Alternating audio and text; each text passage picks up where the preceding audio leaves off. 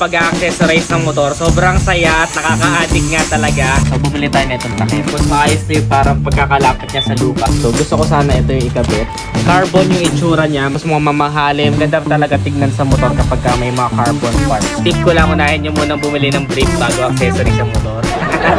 So yun, itong nabili kong NMAX. Formado na. Pero tunay nga nakaka-addict talaga mag-forma-forma ng mga motor kapag yan. Kasi simulan na. So meron akong mga binili ng mga maliliit na accessories lang. Pero palagay ko very useful para sa motor na to. So papakita ko sa inyo ngayong araw. Lipat muna natin. Tara.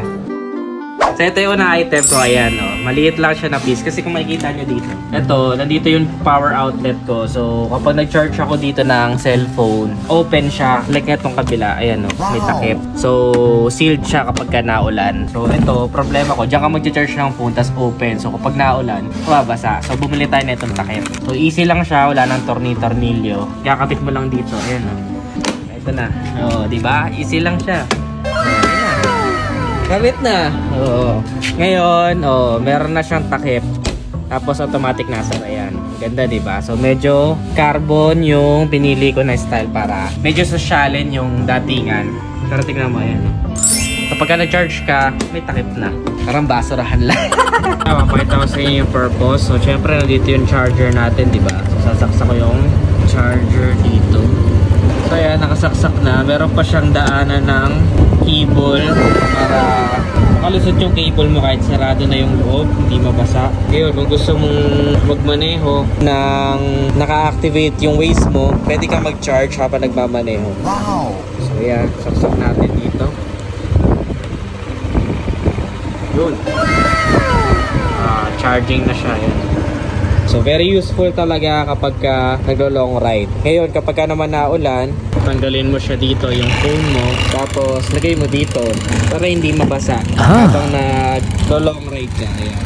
Siyempre itong cable, kung gusto mo na safe, lagay mo na lang din sa loob.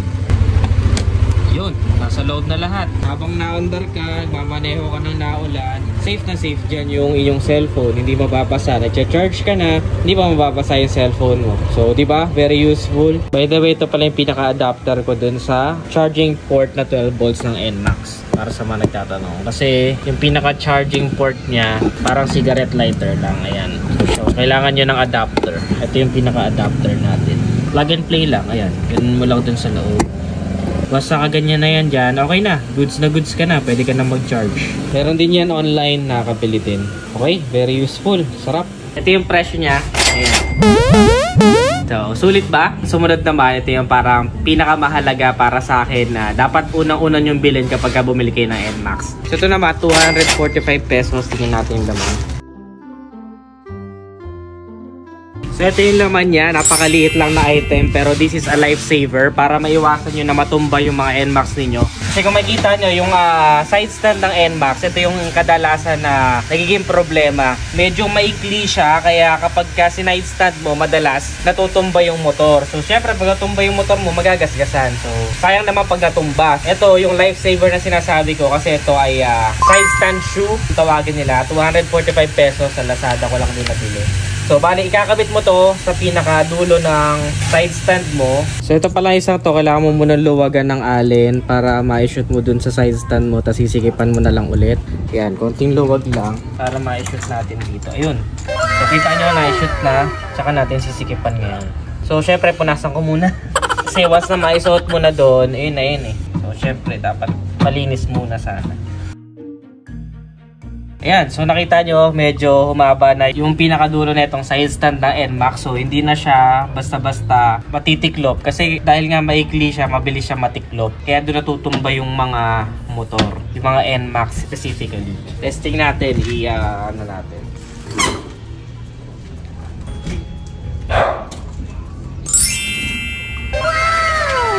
Ayan.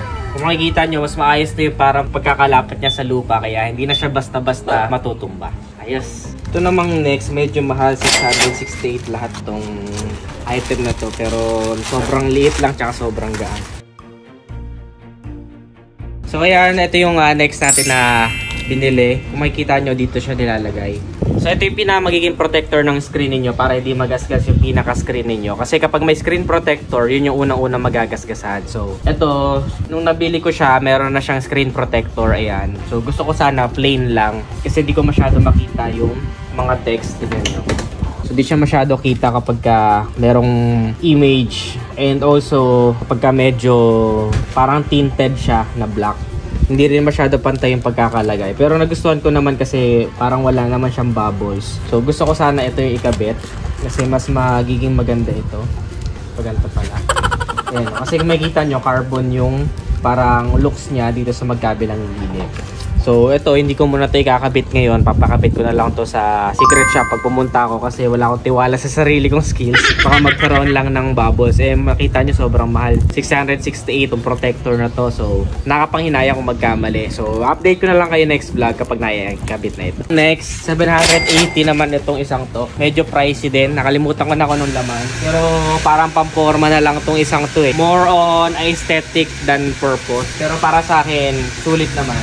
Sa natin. Another box? Sa loob ng box pa ulit. So, umpisa natin dun sa isa pang box. So, ito yung laman niya. Ayan. So, ayan. Wow! Ang tanong, ano yan? So, ito, bali, ito yung carbon na pwede natin ipalit dito sa current na takip ng NMAX dito sa kanyang fuel tank. Kasi kung makikita nyo, yung fuel tank niya, plain and simple lang. Ayan. So, pwede natin siyang palitan nito. So, bali ito isang to, para natatanggal lang to itong pinaka-part na to na takip. So, ito yung ipapalit mo. Kung gusto mo na medyo carbon yung itsura niya, mas mukhang aesthetic, mas mukhang mamahali, mas mukhang maganda. So, ito yung ipapalit natin. So far, kagaya na sabi ko sa inyo, papakabit ko na lang din to. So, ganito yung magiging itsura niya kapag naikabit na. Kung makikita nyo, mas maganda siya compared dun sa stock na parang plain and simple lang. Pero syempre, hindi natin may compare yung quality nito sa quality ng stock na plastic ng Yamaha. Pero ito, para sa forma lang.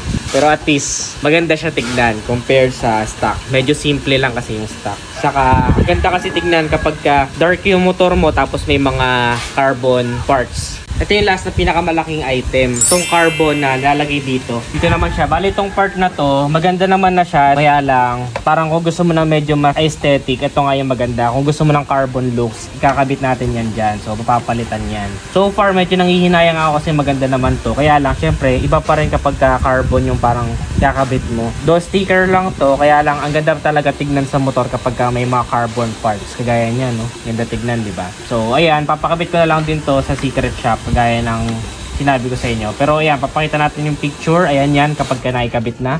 So kita nyo naman, mas maganda talaga compared dun sa stock. So ito yung pinaka nagustuhan ko na upgrade. At saka itong nasa side stand. Yan. Para hindi na talaga matumba yung NMAX natin. Sayang kasi pagkatumba. Yun, goods na upgrade. Galing. So guys, kung makita nyo ang pag-accessorize ng motor, sobrang saya at nakaka-addict nga talaga. Marami kang pwedeng bilhin. Depende sa motor mo, pero so far, ito ngayon nabili kong bagong motor. So ito yung pinapakita ko example sa inyo. Sobrang saya niya at nakakalibang talaga, nakakawala nga ng stress. Yun nga lang, medyo masakit din sa bulsa. Tip ko lang, unahin nyo munang bumili ng brief bago accessory sa motor. So ayun lang, kung nagustuhan nyo, don't forget to follow this page and give this video a heart. May re-recommend ba kayong gusto nyong ikabit natin sa bago nating NMAX? Comment your thoughts below. Again, this is Adriano. Always keep it cool and ride safe always. Bye-bye now.